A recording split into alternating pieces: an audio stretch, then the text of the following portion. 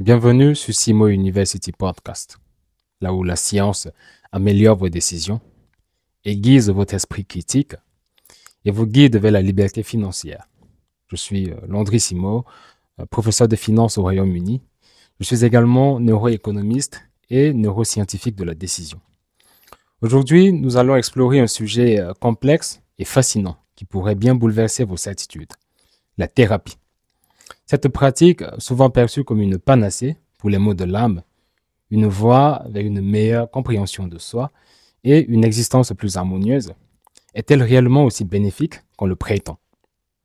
Et si je vous disais que, bien souvent, c'est exactement le contraire qui se produit, que non seulement votre psychologue pourrait ne pas vous guérir, mais qu'il pourrait même aggraver votre état et vous entraîner vers une spirale de dépendance émotionnelle et financière.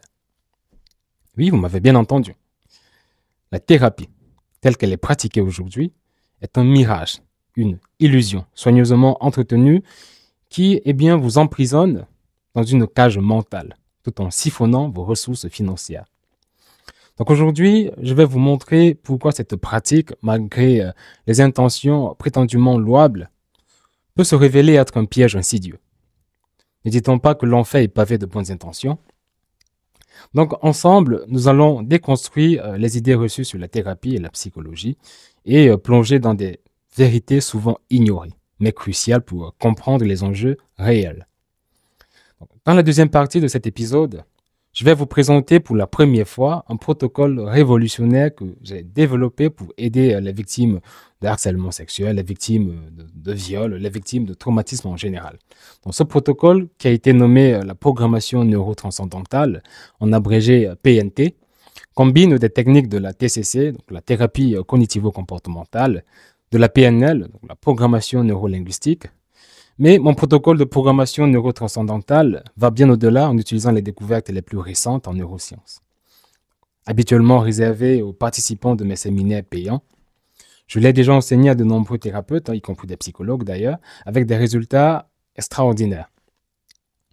Donc, ne manquez pas cette occasion unique de découvrir une méthode puissante et rigoureuse pour transformer votre vie, transformer la vie de vos proches et de toute personne souffrant de traumatisme ou simplement faisant face à des difficultés importantes dans la vie.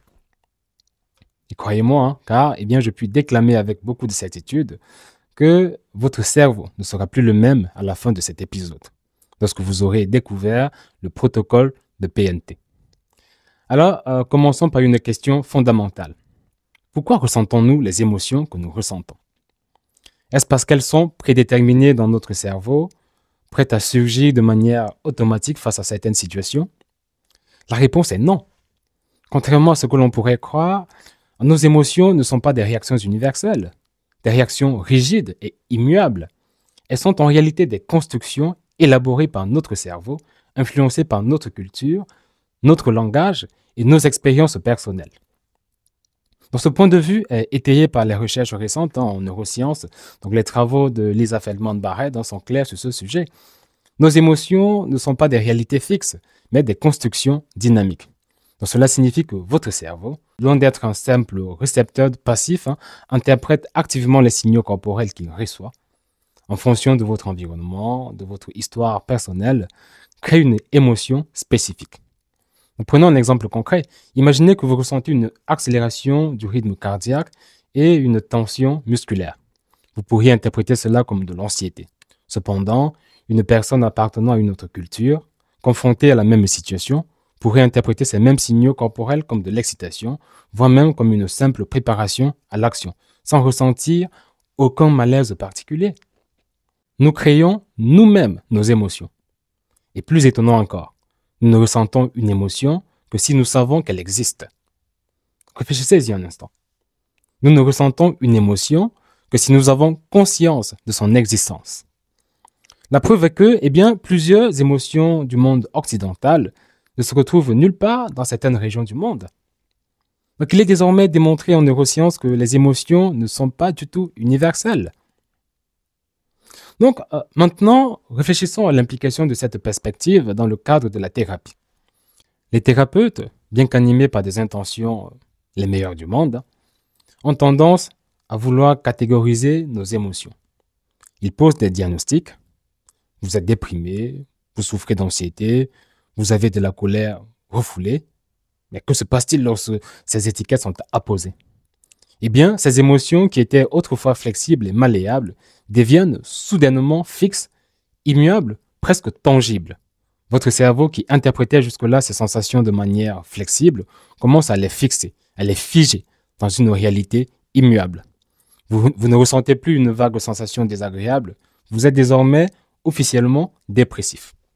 Vous êtes désormais anxieux. Vous êtes désormais en colère.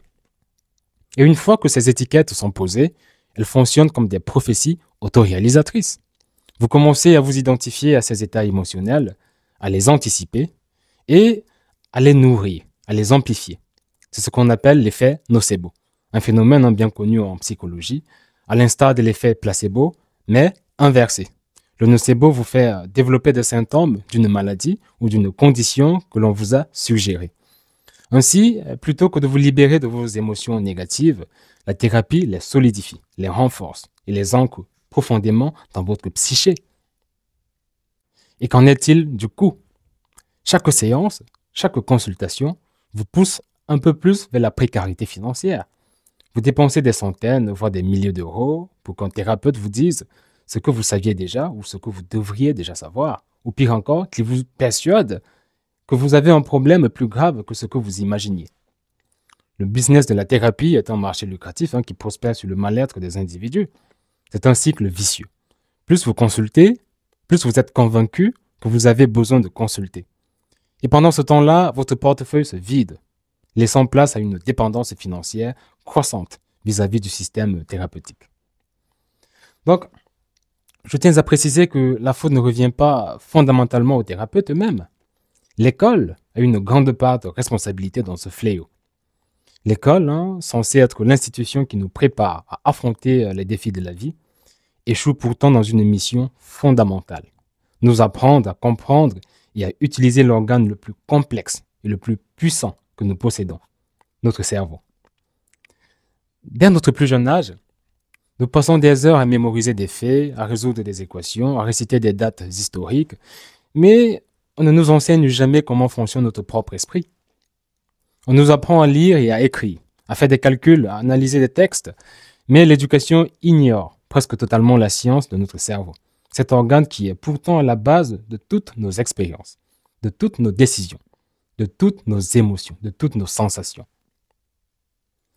Mais pourquoi est-ce un problème si grave? Parce que, notre cerveau ne se contente pas de recevoir passivement le monde extérieur, il le construit. C'est notre cerveau qui donne un sens à ce que nous voyons, entendons et ressentons. Il interprète chaque situation en fonction de notre culture, de notre histoire, de notre environnement et surtout de notre connaissance, ou plutôt de notre ignorance de son propre fonctionnement. Donc, sans cette compréhension, nous sommes à la merci de nos émotions, de nos impulsions et donc de nos peurs. Nous sommes vulnérables aux manipulations extérieures, qu'elles viennent de la publicité, de la politique ou même de la thérapie. Car si nous ne savons pas comment fonctionne notre cerveau, comment notre cerveau fabrique nos émotions, nous croyons à tort que ces émotions sont des vérités immuables, des réalités objectives qu'il faut diagnostiquer, traiter, voire médicaliser. En omettant de nous enseigner comment notre cerveau fonctionne, l'école nous laisse désarmés face aux défis émotionnels de la vie. Elle nous prépare à être de bons petits soldats de l'économie, à suivre des instructions, à travailler pour des employeurs, mais elle ne nous donne pas les outils pour comprendre et maîtriser notre propre esprit. Imaginez un instant, si dès le plus jeune âge, on nous enseignait les principes de base de la neuroscience, si l'on nous expliquait comment nos émotions sont construites, comment nos décisions sont influencées par les biais cognitifs, comment nos perceptions du monde peuvent être manipulées. Nous serions alors équipés pour naviguer dans la vie avec une bien plus grande autonomie, une plus grande résilience face aux difficultés, et donc une capacité à remettre en question ce que l'on nous présente comme des vérités immuables.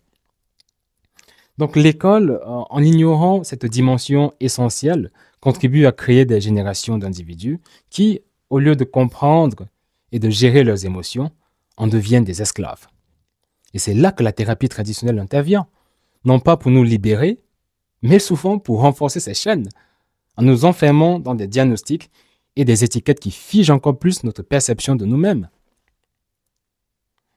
Donc, si l'école nous apprenait à utiliser notre cerveau, à déchiffrer nos émotions, nous n'aurions peut-être pas besoin de cette thérapie qui, eh bien, sous prétexte de nous aider, nous rend en réalité plus malades et donc plus pauvres.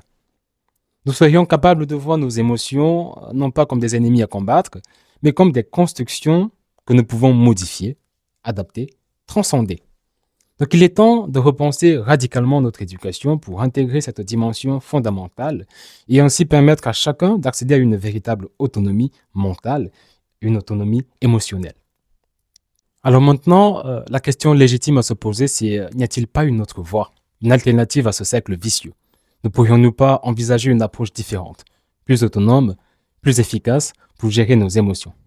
C'est précisément ici que j'introduis un protocole novateur que j'ai développé moi-même et que j'ai nommé programmation neurotranscendantale, ou alors la PNT. La PNT repose sur une compréhension simple mais révolutionnaire. Vos émotions ne sont que des constructions de votre cerveau. Et si votre cerveau peut les construire, il peut aussi les déconstruire et en construire de nouvelles, plus adaptées et plus bénéfiques à votre bien-être. Donc, avant de présenter le protocole de la PNT en détail, voici d'abord ses principaux piliers. Donc, le premier pilier de la PNT est la déconstruction émotionnelle. Donc, cette étape consiste à désapprendre ce que vous avez appris sur vos émotions. Plutôt que de les nommer, de les étiqueter, nous apprenons à les observer pour ce qu'elles sont. De simples sensations corporelles, des expériences physiques temporaires. Donc, par exemple, lorsque vous ressentez une montée de chaleur dans votre poitrine, au lieu de vous dire « je suis en colère », vous reconnaissez simplement qu'il s'agit d'une sensation, sans la qualifier ou la juger. En faisant cela, vous retirez tout pouvoir à cette émotion. Elle devient une expérience physique passagère, dénuée de signification émotionnelle fixe. Donc ensuite, il y a la reprogrammation cognitive, donc, qui constitue la deuxième étape de la PNT. Donc ici, il s'agit de reformuler consciemment nos interprétations émotionnelles. Si vous avez été conditionné à percevoir chaque situation stressante comme bien une menace, vous pouvez entraîner votre cerveau à la voir comme un défi ou même une opportunité. Dans cette étape tire partie de la neuroplasticité, donc la capacité de votre cerveau à se remodeler et aussi à se reprogrammer en fonction de nouvelles expériences. Donc avec la PNT, vous pouvez apprendre à reprogrammer vos interprétations émotionnelles de manière à générer des états mentaux plus positifs, plus productifs et surtout plus résilients. Donc le dernier pilier de la PNT, c'est la transcendance émotionnelle. Donc cette phase vous apprend à ne plus rester prisonnier du cycle sans fin de l'introspection, de l'analyse et de la rumination. Au lieu de vous identifier à vos émotions, vous apprenez à les transcender. Vous prenez conscience qu'elles sont passagères, construites par votre cerveau. Et donc, elles sont, en réalité, dénuées de tout pouvoir réel sur vous. Donc, avec la transcendance émotionnelle, vous devenez l'observateur de vos expériences intérieures et non plus la victime, ce qui vous permet de retrouver une liberté intérieure inédite. Donc, la programmation neurotranscendantale n'est pas simplement une alternative à la thérapie traditionnelle. C'est une révolution dans la manière dont nous comprenons et interagissons avec nos émotions. Plutôt que de vous enchaîner à vos sentiments, la PNT vous offre la clé pour vous en libérer. Plutôt que de dépenser des milliers d'euros pour que quelqu'un d'autre vous dise comment vous devriez vous sentir, vous apprenez à maîtriser vos émotions par vous-même. C'est un modèle qui vous rend le pouvoir, plutôt que de vous en priver. Donc il est grand temps de remettre en question la thérapie telle que nous la connaissons. Il est temps de comprendre que, ce que nous ressentons n'est pas un destin figé, mais une construction que nous avons le pouvoir de modifier. Donc avec la PNT, vous pouvez reprendre le contrôle de votre vie émotionnelle, de votre santé mentale, mais également, par ricochet, de votre avenir financier. Donc maintenant, chose promise, chose due, je vous présente un peu plus en détail la programmation neurotranscendantale et les travaux scientifiques qui la sous-tendent. Cependant, à l'effet de bien préparer votre esprit à comprendre le protocole de la PNT, je vais brièvement vous parler d'un ou plutôt des deux phénomènes les plus surprenants en sciences et surtout en neurosciences. Donc, il s'agit donc de deux phénomènes qui sont aux apparences, on va dire, différents, mais en réalité étroitement liés. Vous avez certainement déjà entendu parler de l'effet placebo, mais beaucoup ignorent sa transposée, notamment l'effet nocebo. Donc, je vous explique. On va commencer par l'effet placebo. Donc, l'effet placebo est un phénomène fascinant où une personne ressent une amélioration de son état de santé après avoir reçu un traitement inerte, simplement parce qu'elle croit que ce traitement est réel et efficace. Donc, cet effet repose sur la puissance de la croyance et la puissance des croyances, des attentes positives. Donc, le terme placebo vient du latin et signifie je plairai. Donc, en médecine, un placebo peut être une pilule de sucre, une injection de solution saline ou tout autre traitement sans effet thérapeutique actif. Donc, on va parler de quelques études marquantes sur l'effet placebo en commençant par l'expérience des injections de solutions salines. Donc, l'une des études les plus marquantes sur l'effet placebo a été réalisée dans les années 1950. Donc, les chercheurs ont administré des injections de solutions salines, donc solutions sans aucun effet thérapeutique, à des patients souffrant de douleurs post-opératoires, en leur faisant croire qu'il s'agissait d'un traitement analgésique puissant. Mais incroyablement, de nombreux patients ont rapporté une réduction significative de la douleur, certains allant même jusqu'à décrire une disparition complète de leurs symptômes. Donc parlons maintenant de l'étude des fausses opérations chirurgicales. Donc une autre étude choquante a été menée par le docteur, je pense que c'était Bruce Moseley, un chirurgien orthopédiste qui a comparé les effets de véritables opérations de genoux avec des opérations placebo. Donc, dans le groupe placebo, les patients subissaient une incision sans intervention chirurgicale réelle. Les résultats ont montré que les patients des deux groupes, y compris ceux qui avaient reçu des opérations fictives, rapportaient des améliorations similaires de la douleur et de la mobilité. Donc, parlons maintenant du lien entre le placebo et la dépression. Donc, des études sur les antidépresseurs ont montré que les patients prenant des placebos rapportent souvent une amélioration similaire à ceux des médicaments actifs, soulignant l'impact des attentes et des croyances sur l'état mental. Donc, par exemple, une méta-analyse menée par Irving Kish a révélé que jusqu'à 75% de l'effet des antidépresseurs pouvait être attribué à l'effet placebo. Donc, c'est vraiment important de comprendre ces éléments-là et d'en tirer les conséquences nécessaires sur l'amélioration de nos vies, sur l'amélioration de nos décisions et donc sur la relation que nous entretenons avec la thérapie. Donc maintenant, parlons de l'effet nocebo. Donc l'effet nocebo, qui est donc l'inverse de l'effet placebo, donc il se produit lorsque des attentes négatives entraînent des effets néfastes sur notre santé. Donc le terme nocebo, qui vient également du latin et qui signifie je nuirai, les croyances et les attentes négatives peuvent provoquer des symptômes réels allant de la douleur aux troubles gastro-intestinaux, en passant par des effets secondaires vraiment sévères. Donc voyons quelques études marquantes sur l'effet nocebo. L'étude des faux allergènes. C'est l'une des études les plus marquantes. Donc une étude qui a montré que des personnes exposées à une substance inoffensive, mais qui croyaient qu'elle était allergène, développaient des symptômes allergiques tels que des éruptions cutanées, des démangeaisons et des difficultés respiratoires. Donc, cette réaction était purement due à leurs attentes cognitives et leurs attentes négatives. Parlons de l'effet des attentes sur les effets secondaires des médicaments. Donc, une autre étude a examiné les effets secondaires des statines, donc médicaments pour le cholestérol. Donc, les patients qui avaient été informés des possibles effets secondaires ressentaient effectivement plus de douleurs musculaires et d'effets secondaires indésirables par rapport à ceux qui n'avaient pas été informés, même si ces symptômes étaient dus à des facteurs non liés aux médicaments. Donc, il y a une autre étude qui portait sur l'expérience de l'électrocardiogramme factice. C'est une étude dans laquelle des participants ont été reliés à une machine d'électrocardiogramme factice et ont été informés que l'appareil pouvait provoquer des douleurs thoraciques. Donc, de nombreux participants ont effectivement ressenti des douleurs, bien que l'appareil n'ait en réalité aucun effet sur eux. Donc, parlons maintenant des mécanismes neuroscientifiques de l'effet placebo et de l'effet nocebo. Donc, commençons par la neuroscience de l'effet placebo. Donc, l'effet placebo engage plusieurs systèmes neurobiologiques dans le cerveau, notamment les circuits de récompense, dans le système opioïde endogène et les neurotransmetteurs tels que la dopamine, la sérotonine. Voici exactement comment cela fonctionne. Alors, parlons de l'activation des circuits de récompense, qui est un circuit vraiment essentiel dans le cerveau. Donc, les attentes positives activent le système de récompense du cerveau, donc en particulier le noyau accumbens qui libère de la dopamine, un neurotransmetteur associé au plaisir et à la satisfaction. Donc, cette activation renforce les sensations de bien-être et peut atténuer la perception de la douleur.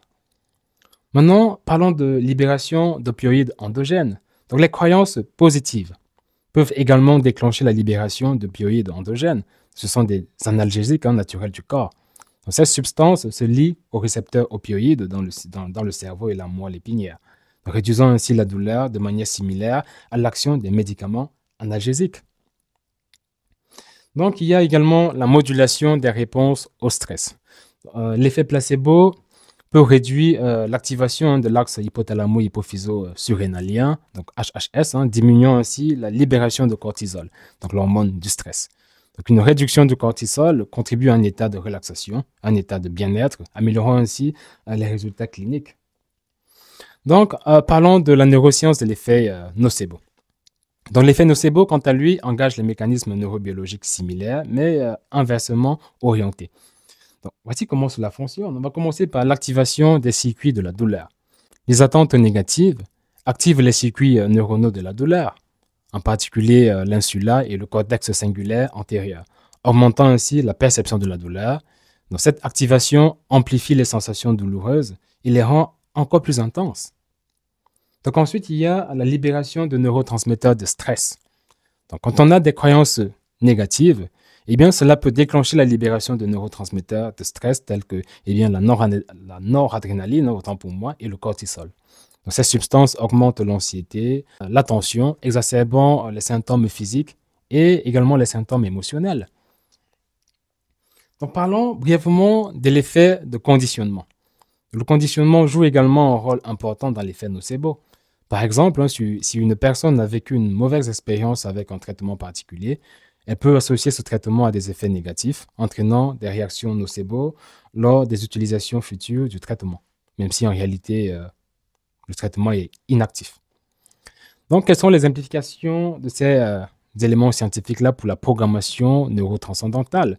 Comprendre les effets placebo et nocebo souligne la puissance de nos croyances et de nos attentes sur notre bien-être physique et mental. Donc, la PNT tire parti de cette compréhension pour reprogrammer les schémas cognitifs et neuronaux de manière positive. En exploitant la neuroplasticité, la PNT vise à transformer les croyances et les perceptions négatives en attentes positives, facilitant ainsi la guérison et la résilience. Les effets placebo et nocebo démontrent de manière frappante la capacité de notre esprit à influencer notre corps. En comprenant et en appliquant ces principes, la programmation neurotranscendantale offre un moyen puissant de reprogrammer notre cerveau pour surmonter les traumatismes et, mutati mutandis, améliorer notre bien-être. Donc, la PNT est basée sur le principe selon lequel chaque être humain a la capacité de transformer le plus grand malheur du monde en bonheur personnel. Donc, il repose sur l'idée que notre perspective sur les événements influence profondément notre expérience de vie. Donc, cette technique de protection et de guérison propose que, plutôt que de se laisser hanter par les événements négatifs, nous utilisons le pouvoir de notre cerveau pour changer notre perspective et de vivre heureux malgré les adversités. L'un des fondements de cette technique est l'idée que nous avons le pouvoir de transformer nos perceptions et par conséquent nos émotions. Une fois qu'un événement s'est produit, nous ne pouvons pas remonter le temps pour le changer. Nous avons donc deux options. Nous laisser hanter par cet événement et souffrir toute notre vie, ou alors utiliser la souplesse et donc la malléabilité de notre cerveau pour changer notre perspective et en faire une source de bonheur. Prenons l'exemple de la perte d'un être cher. Lorsque j'ai perdu mon grand-père maternel, à qui j'étais très attaché, la réaction naturelle aurait été de plonger dans la tristesse et le deuil. Mais cependant, j'ai choisi une autre voie. Ma mère était complètement anéantie. Je dis bien anéantie. Je devais absolument faire quelque chose. Pendant les obsèques, je pris le parti d'être souriant et de poser des actes pour distiller de la bonne humeur. Mon but était de rendre ma mère heureuse dans ce moment de peine, dans ce moment d'affliction, dans ce moment de chagrin, dans ce moment de souffrance. Je n'étais encore qu'un jeune étudiant, mais je comprenais déjà suffisamment comment fonctionne le cerveau humain. J'ai donc mis mes talents en usage et j'ai réussi, sans faire beaucoup d'efforts d'ailleurs, à ce que ma mère tombe dans un fou rire. Elle riait littéralement aux éclats, au point de jeter ébahissement et stupéfaction sur les personnes venues la soutenir. Certains pensaient d'ailleurs qu'elle et moi en avions perdu la raison, qu'on était devenus fous. Mais ce choix conscient de transformer un moment de tristesse en un moment de célébration de la vie de mon grand-père a permis à ma mère, à moi-même et d'ailleurs à d'autres membres de la famille qui se sont laissés contaminer par la bonne humeur, de traverser cette épreuve avec résilience, avec positivité. Dans ce jour-là, lorsque ma mère a commencé à accueillir les nouveaux proches qui venaient la soutenir, avec sourire éclatant et bonne humeur, je me suis dit, la neurotranscendance marche vraiment. C'est elle qui allait désormais auprès des proches et pleurer pour leur expliquer qu'il fallait en réalité se réjouir de cet événement qui, au premier abord, semble tragique. Donc, ce qu'il faut retenir de cette histoire personnelle, c'est que lorsqu'un événement malheureux se produit, la question essentielle, et l'unique à se poser d'ailleurs, est de savoir s'il est réversible. Si oui, il est crucial de travailler dur pour le résoudre. Mais si l'événement n'est pas réversible, la seule manière de le dominer est de l'accepter pleinement. Cette acceptation ne signifie pas résignation, mais plutôt une transformation active de notre perspective sur l'événement. Donc, c'est la neurotranscendance. La recherche en neurosciences montre que le cerveau humain est capable de plasticité neuronale, c'est-à-dire qu'il peut se reconfigurer en réponse à de nouvelles expériences, en réponse à de nouvelles perspectives. Donc, en changeant consciemment notre perspective sur un événement négatif, nous pouvons littéralement reprogrammer notre cerveau pour répondre de manière plus positive. Par contre, en se laissant souffrir des années après un malheur, nous nous infligeons à nous-mêmes un mal supplémentaire que notre bourreau ne nous a pas infligé. C'est ce que j'appelle le masochisme perpétuel. En maintenant la douleur et le traumatisme en vie, nous continuons à servir notre bourreau en prolongeant nous-mêmes notre propre souffrance. Le masochisme perpétuel. Pour se libérer de ce cycle nécessite une prise de conscience que nous avons le pouvoir de changer notre expérience en changeant notre perspective des événements. Donc, contrairement à ce que de nombreux thérapeutes qui cherchent à donner un sens mémoriel aux souffrances individuelles, qui cherchent, n'est-ce pas, à donner des noms techniques sur des sensations et les émotions, je suis radicalement, comme vous le savez désormais, opposé à cette approche. Donner un sens, donner un nom à une émotion, à une sensation, la rend plus aiguë et plus normalisée. Par exemple, connaître le mot stress ou dépression augmente les chances de ressentir ces émotions, car elles deviennent des catégories bien définies dans notre esprit.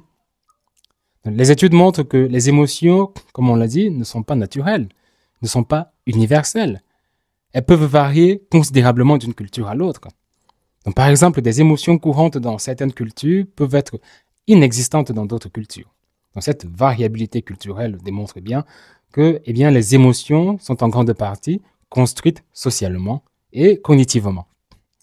Donc, pour changer notre perspective sur la dépression et le stress, il est crucial de revenir à ce que j'appelle le champ de responsabilité. Donc, plutôt que de dire « je suis déprimé », ce qui implique une résignation et une certaine forme de déterminisme, il est plus utile de dire « je me déprime ». Cette reformulation met en évidence notre rôle actif dans la création de nos émotions et nous rappelle que nous avons le pouvoir de changer notre état émotionnel. Donc, si quelqu'un vous dit « je suis déprimé », dites-lui très sérieusement « tu n'es pas déprimé, tu te déprimes ». Donc, par exemple, lorsque j'accompagne des thérapeutes, je leur conseille de demander à leurs patients déprimés comment réussissez-vous à vous déprimer? Il faut quand même avoir du talent pour le faire. Donc, cette question incite les patients à réfléchir activement à leur propre comportement et pensées qui contribuent à leur état émotionnel, les aidant ainsi à identifier les moyens de changer ces schémas. Donc, pour illustrer cette technique, considérons quelques exemples de la vie réelle et concrets. Eh bien, Marie a récemment perdu un emploi qu'elle aimait. Plutôt que de se laisser abattre par cet échec, elle choisit de voir cela comme une opportunité de se réinventer et de découvrir de nouvelles passions. Elle décide de suivre une formation dans un domaine qui l'a toujours intéressée, mais qu'elle n'a jamais osé explorer. En changeant sa perspective, elle transforme une expérience négative en une chance de croissance personnelle, en une occasion de croissance professionnelle. Donc Jacques traverse une rupture amoureuse, une rupture douloureuse. Au lieu de se focaliser sur la douleur et la perte, il choisit de voir cette rupture comme une occasion de se concentrer sur lui-même et de développer des compétences personnelles qu'il avait négligées jusqu'à présent. Il commence à pratiquer la méditation et à s'engager dans des activités sociales, ce qui lui permet de redécouvrir sa propre valeur et de se renforcer émotionnellement. Prenons l'exemple de Sophie, qui reçoit un diagnostic de maladie chronique. Plutôt que de se laisser submerger par la peur et la désespérance, elle décide de se concentrer sur les aspects de sa vie qu'elle veut contrôler, ou plutôt qu'elle peut contrôler. Elle adopte un mode de vie sain, en se concentrant sur une alimentation équilibrée, sur l'exercice physique et le soutien social. Donc, en changeant sa perspective personnelle sur sa propre maladie, elle parvient à maintenir une qualité de vie élevée et à trouver du bonheur malgré son état de santé défavorable. Donc, la capacité de transformer notre perspective repose sur la neuroplasticité, donc la capacité du cerveau à se remodeler en réponse à des expériences et à des apprentissages de la vie. Donc, des études montrent que des pratiques telles que la méditation, la pleine conscience et la thérapie cognitive peuvent modifier les circuits neuronaux associés aux émotions et au stress, donc renforçant ainsi notre résilience et notre bien-être. Donc, une étude publiée dans Neuroimage, qui est une revue de référence, a démontré que la méditation régulière pouvait augmenter l'épaisseur du cortex préfrontal, donc la région du cerveau associée à la prise de décision et au contrôle émotionnel. De plus, des études en psychologie ont montré que les personnes capables de trouver un sens positif dans les événements négatifs présentent une meilleure santé mentale et une plus grande résilience face au stress et face aux adversités de la vie. Donc, la PNT est basée sur la transformation des malheurs en bonheur et repose sur notre capacité à changer notre perspective sur les événements de la vie. En rejetant le masochisme perpétuel et en embrassant la souplesse de notre esprit, nous pouvons trouver du bonheur même dans les circonstances les plus difficiles, les circonstances les plus désespérées. Donc, cette approche, ancrée dans la science et la neuroplasticité, offre un chemin puissant pour surmonter le stress, la dépression, les traumatismes, et vivre une vie épanouissante, vivre une vie joyeuse.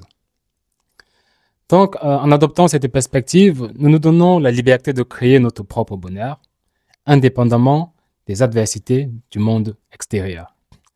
Donc, merci d'avoir pris le temps d'écouter cet épisode. Si cette discussion vous a interpellé, vous a perturbé ou même libéré d'une certaine manière, je vous encourage à partager cet épisode avec vos amis, avec vos proches, avec vos familles, et en particulier avec ceux qui pourraient se sentir prisonniers des schémas thérapeutiques traditionnels. Je sais que vous en connaissez. Ensemble, nous avons le pouvoir de changer la façon dont le monde perçoit la santé mentale et la manière dont chacun peut reprendre les rênes de sa vie émotionnelle. N'oubliez pas, la guérison ne vient pas de la thérapie, mais de votre propre capacité à comprendre et à transcender vos émotions. N'oubliez pas, le savoir, c'est le pouvoir. Mais la sagesse, c'est de savoir comment l'utiliser. Vous avez maintenant le savoir. Il ne vous reste plus qu'à être sage. Je vous remercie de votre curiosité scientifique et vivement que la science guide chacune de vos décisions. À très bientôt pour un prochain épisode.